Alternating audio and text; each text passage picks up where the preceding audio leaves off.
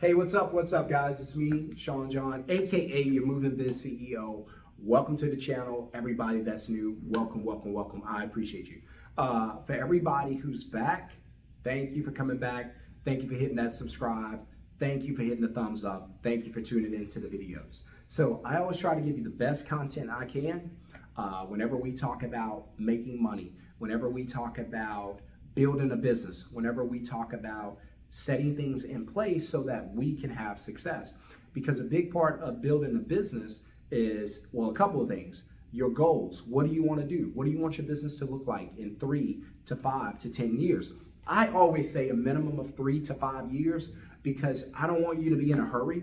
I don't want you to get discouraged if your business is not where you thought it would be in the first 6 months. Sometimes it doesn't work that way. A big part of your business is what? Learning who your customer base is. So for a lot of you, you still haven't figured out who to target. You spend a lot of money on ads, throwing money away to these big companies, and they don't even know who to target because how could they know? They don't know your city like you do. And so you know who to go after, right? You know who you need to be reaching out to, right? And so you spend a lot of money, lost money, wasted money in advertising because you haven't figured out who your customer is. So one of the big things I'm going to be asking whenever I start a business, number one, who's my customer? Who's my customer? I need to know what they look like, what they smell like. Are they short? Are they tall? I need to know what's the income in this area. What's the household income?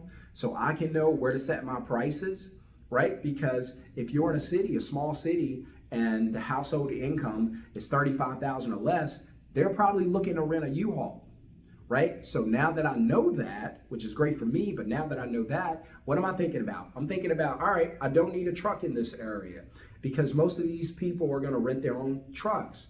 I'll let them do that. I'll be here to service them on the labor end, right? They want me to, because I got this a lot whenever I started, they want to rent their own trucks because it costs a little less, right?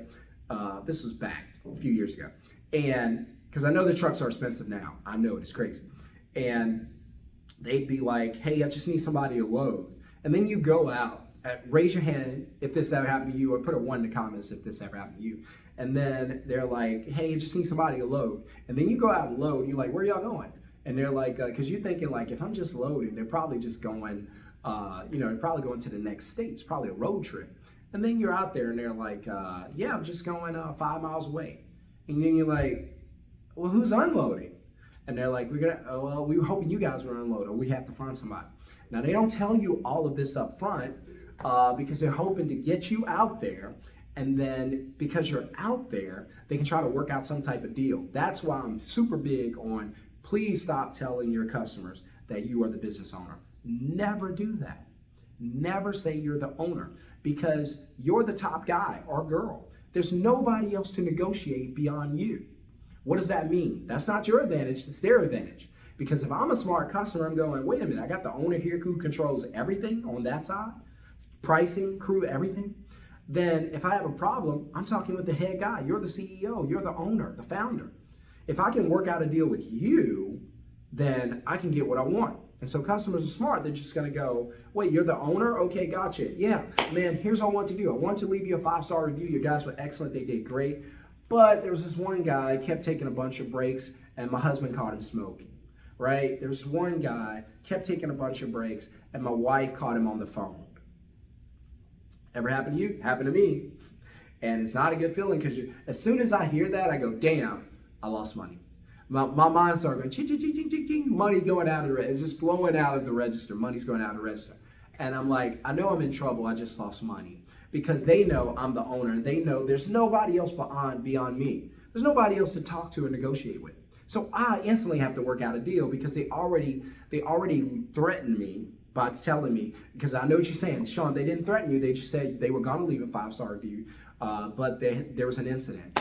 Correct. That's a threat. What does that mean? That means I was going to leave you a 5-star review, and I still might.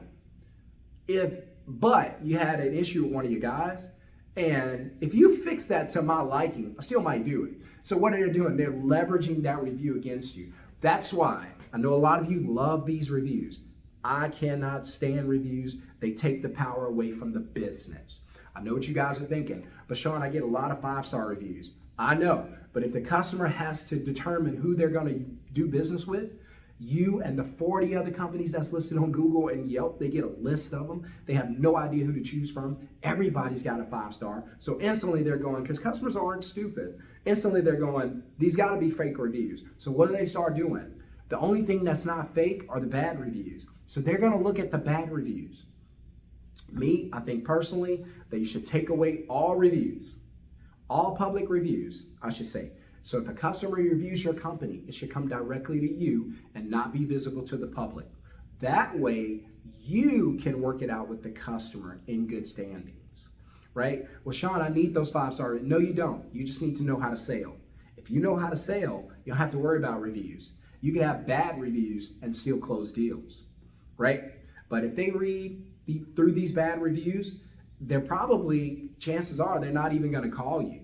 Now, you can have some that's not so good, some bad ones, and they'll still reach out. Hey, the guys were late. It happens. Hey, the guys broke a picture frame. It happens, right? The guys took a couple of breaks. It's 110 degrees. It happens. Some things customer can overlook. But what happens when that review says, I was missing a ring. My grandmother's ring was missing. And I asked the guys, and they could have just lost it, but because that review is on there, nobody's calling you. Because they're not going to overlook the fact that one of you guys might be stealing. Happened to me, right? And so all I'm telling you is protect yourself, protect yourself, protect yourself. All I'm telling you is put yourself in the best position to be successful. Think long term, right? Think long term about what you want your business to look like, who's your target customer, how to give them the best experience. I almost said customer service, don't say that. Customer amazement, right? Start talking about customer amazement. Let them set the bar. I could really talk to y'all on and give y'all so much content. Let the customers, you set the bar for the customer. Don't let them set their own bar. You set the bar. You go in and say, hey, here's 7 things that we're going to do for you that's going to make your move excellent. So go ahead, program them, pre-program them, I should say, for customer amazement and for the success of your company. Because you're going to raise their expectations, meet their expectations, and wow them. They're going to become fans of your brand. Not a customer, a fan. Someone who loves you, willing to pay you, and most of all, willing to tell others about you. That's a fan. Somebody say something bad about Beyonce or Taylor Swift, their fans go crazy because they defend them. That's loyalty. So you want your customers to be as loyal as they are, right? So if somebody says anything bad about your company, your customer's going to defend you. Or if somebody just mentions that they need a mover, your customer's going to vouch for you, right? They're going to vouch for you. So take my advice. This is just some moving advice off the top, off of my dome. But I'm just giving this to you. If it helps, drop a 1 in the comment, hit the thumbs up, hit subscribe. If it does not help, hey, I appreciate you watching. I understand. Hopefully I can give you some value on the next video. In fact, go watch the last one. It's pretty cool also. So also the Moving Success Masterclass is available at a super discounted price, probably the cheapest it's ever been. Click the first link in the comments below and get in that masterclass ASAP. Learn what you can. I got a good gift in the masterclass. Something that's going to change the way you guys look at your company. It's beautiful. To unwrap it is amazing. I'm not going to give it away because it's not fair for those enrolled. But if you need coaching, if you need mentorship, drop the word coach or mentorship in the comments, or just click the link, jump in the masterclass, and I'll see you then. I'm your Moving Biz CEO. I promise I'm going to start doing more videos and give you so much good content. But as of now, I got to go. See you in the next video. Peace.